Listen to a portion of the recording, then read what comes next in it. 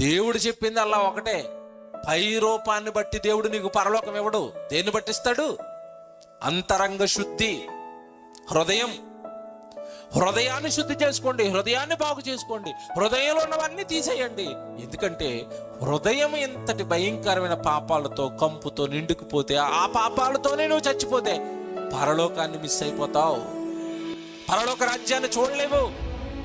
హృదయ శుద్ధి గల వారు ధన్యులు, వారు దేవుని చూస్తారు. నీతి నిమిత్తము హింసింపబడి వారు ధన్యులు, పరలోక రాజ్యము. చూసారా ఏంటండి యేసుప్రభు బోధలో మీకు మొదటి ప్రసంగంలో ఎక్కువగా ఏం కనపడుతుంది? పరలోకం, పరలోకం, పరలోకం. ఆ లోకం నువ్వు చేరాలి, ఆ లోకాన్ని నువ్వు చూడాలి, ఆ లోకంలో నువ్వు శాశ్వతం ఉండాలి. అక్కడ మీ నాన్న ఉన్నాడు. ఈ విశ్వాన్ని కలిగించిన సృష్టికర్త ఆ పరలోకంలోనే ఉన్నాడు.